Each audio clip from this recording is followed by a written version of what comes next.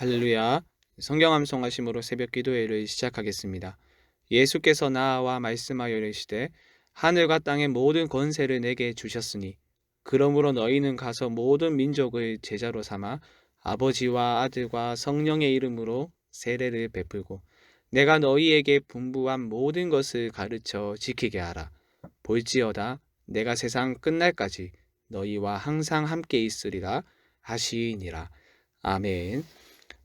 하나님의 말씀은 마태복음 5장 21절에서 32절까지 말씀입니다. 이 시간 제가 읽을 때에는 21절과 22절 두 절의 말씀을 읽도록 하겠습니다. 옛사람에게 말한 바 살인하지 말라.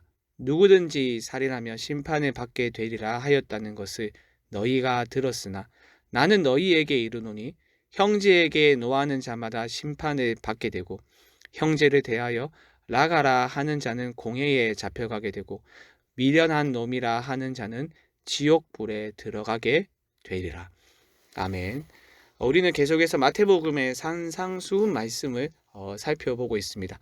오늘 본문은 어제 살펴보았었던 내용과 매우 긴밀하게 연결된 말씀입니다. 어제 본문 17절과 20절에서 주님은 각각 이렇게 말씀을 하셨죠.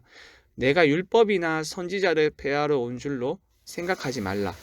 폐하러 온 것이 아니요 완전하게 하려 함이라. 또 20절에서는 내가 너희에게 이르노니 너희 의가 서기관과 바리새인보다 더 낫지 못하면 결코 천국에 들어가지 못하리라 라고 말씀을 하셨죠. 그래서 오늘과 내일 본문은 주께서 말씀하신 율법의 성취가 무엇인지, 그리고 서기관과 바리새인보다 더 나은 의가 과연 무엇인지에 대한 말씀입니다. 주께서 말씀하신 6개의 교훈들은 율법에서 이미 말하고 있는 것들인데, 주님은 이 모든 계명이 자신을 통해서 성취가 되었고 새 이스라엘인 당신의 제자들이 듣고 지켜야 할 계명이라 말합니다. 그런데 여러분, 우리는 이미 이 교훈들의 내용을 잘 알고 있죠. 이 교훈들이 여러분에게 어떻게 다가옵니까? 일반화하는 것이 다소 무리일 수 있겠지만 대부분은 이 6개의 교훈을 읽는 것이 쉽지 않을 겁니다. 왜냐하면 예수님을 통해서 성취가 된 율법은 이전과 비교했을 때 내면화되었고 더 확장되었고 철저하기 때문입니다. 시간 관계상 오늘 본문의 내용인 살인과 관음과 이혼에 대해 다 살펴볼 수는 없지만 우리가 읽은 본문을 포함한 살인에 대한 말씀만 살펴보도록 하겠습니다. 먼저 율법이 살인에 대해서 어떻게 말하고 있는지 21절의 말씀을 다시 보시죠. 옛사람에게 말한 바 살인하지 말라. 누구든지 살인하면 심판을 받게 되리라 하였다는 것은 너희가 들었으나. 여기서 말씀하신 옛사람은 율법을 의미하며 또 율법의 요약이라 할 수 있는 10계명에서의 6계명은 바로 살인하지 말라이죠. 그런데 여기서 살인은 단순히 죽이다의 의미가 아닙니다. 살인은 의도적이고 불법하게 생명을 취하는 것을 의미합니다. 그런데 주님은 살인에 대한 율법을 내면화하고 확장하고 또 철저하게 바꾸어 말씀을 하시죠. 22절의 말씀을 다시 보시죠. 나는 너희에게 이르노니 형제에게 노하는 자마다 심판을 받게 되고 형제를 대하여 나가라 하는 자는 공회에 잡혀가게 되고 미련한 놈이라 하는 자는 지옥불에 들어가게 되리라. 단순히 사람의 목숨을 취하는 것 이상에 대해서 말씀을 하시죠. 살인하지 말라는 율법의 요구를 마음의 근원적인 문제로까지 내면화시키고 그 적용 범위를 감정과 말의 문제로까지 확장하십니다. 간음에 대해서도 마찬가지이죠. 27절 말씀에서 간음하지 말라는 율법의 요구를 말씀하신 후에 28절에서 간음하지 말라는 계명을 내면화하고 확장합니다. 28절을 보시죠. 나는 너희에게 이르노니 음욕을 품고 여자를 보는 자마다 마음에 이미 간음하였느니라. 주님은 살인을 일으키거나 간음을 행할 근본적인 문제인 마음의 문제까지도 금지하심으로써 율법에 내재되어 있던 하나님의 궁극적인 목적을 철저히 밝혀줍니다. 확실히 율법을 성취하신 주님의 이런 계명들은 일반 사람들은 물론이고 서기관과 바리새인의 의보다 더 높은 수준의 계명이 확실합니다. 그런데 주님의 이 말씀을 접했을 때 우리의 반응은 어떻습니까? 부담이고 또 굉장히 무거운 짐으로 다가오는 것을 부인할 수 없습니다. 우리 중 타인에게 화내지 않는 사람 없으며 라가 즉 골빈 놈이라고 말하지 않는 사람 없으며 미련한 놈이라 말하지 않는 사람 또한 없습니다. 사실 현대사회에서 이런 욕설들은 굉장히 가벼운 욕설처럼 들릴 정도로 우리는 더 험악한 욕설들을 하루에도 헤아릴 수 없을 만큼 말합니다. 게다가 이런 말들을 하는 자들에게 하나님의 심판이 있고 공회에 잡혀가게 되고 지옥불에 들어가게 된다고 하니 난감할 따름입니다.